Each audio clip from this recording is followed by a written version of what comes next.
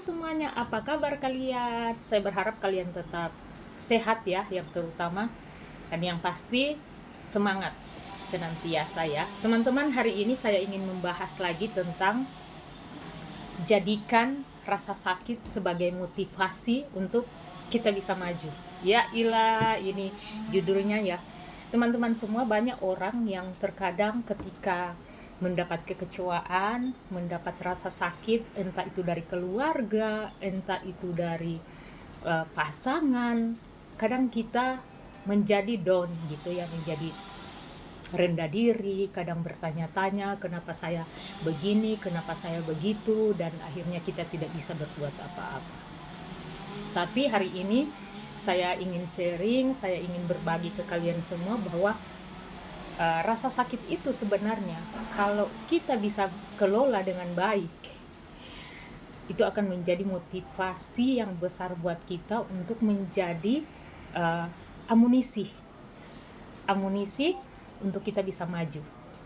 Karena terkadang Tuhan tuh mengirim hal-hal yang mungkin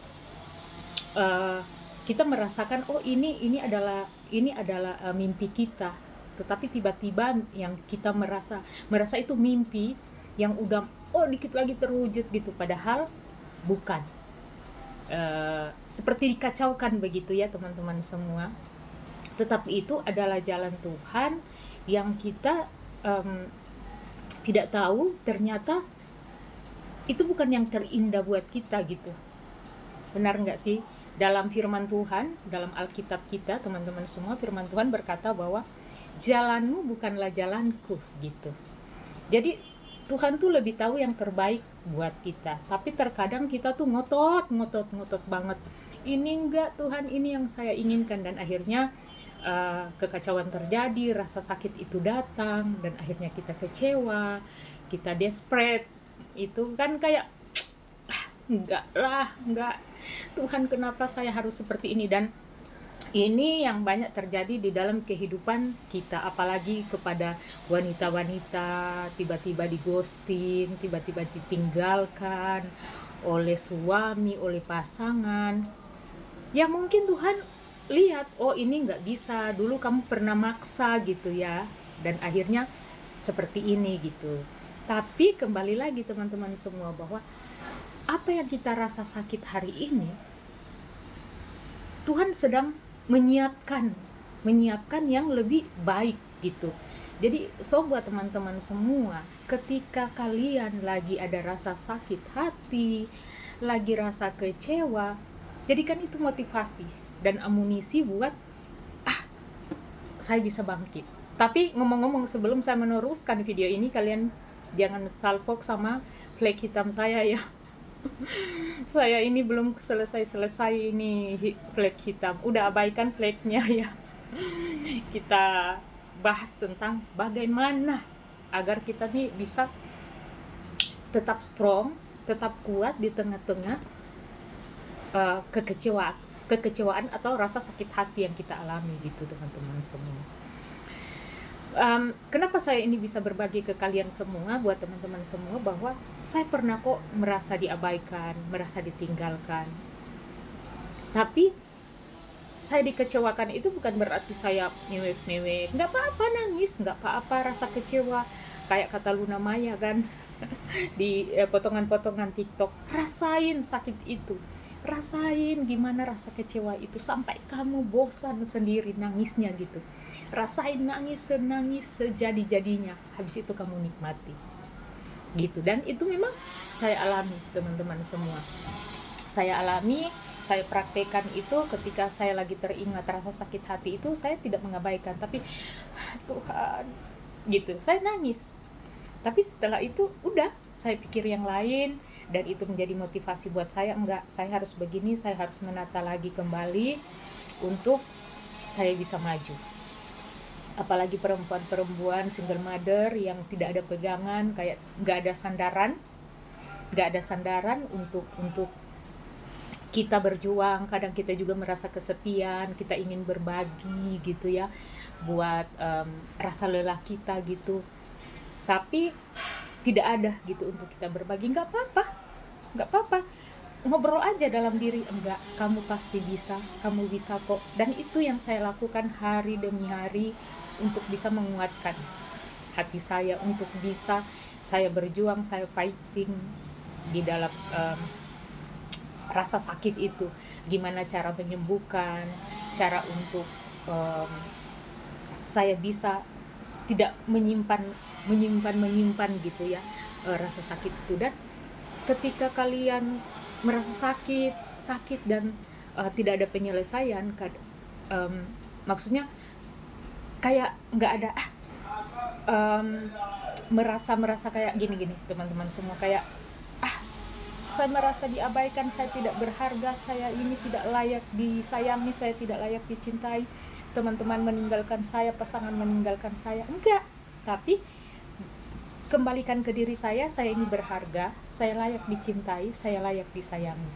Dan itu akan terdistraksi ke diri kita hari lepas hari, dan itu menjadikan motivasi kita. Enggak, kalau ada yang meninggalkan saya, bukan saya yang rugi, tapi dia yang rugi. Karena saya adalah wanita yang berharga, saya bekerja keras, saya tidak menyusahkan lelaki saya tidak menyusahkan keluarga saya, dan saya berharga, saya layak dicintai, saya layak disayangi. Dan itu lakukan setiap hari.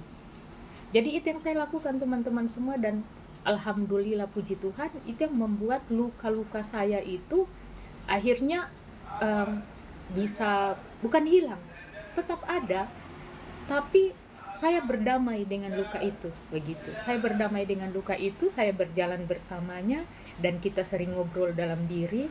Kadang kalau dia datang tiba-tiba kayak rasa kecewa, dia ngomong kayak, sudahlah, kayaknya saya seperti ini. Tapi ada kata hati satu yang ngomong lagi, enggak, kamu pasti bisa, kamu bisa melalui ini, kamu pasti kuat. Satu lagi ngomong, sudahlah, jangan pura-pura kuat. Enggak, kamu kuat.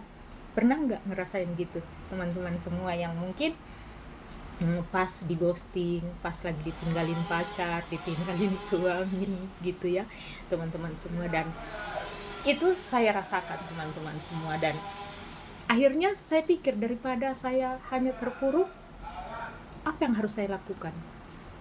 Dan saya memunculkan setiap talenta-talenta yang ada dalam diri saya. Ternyata saya kuat.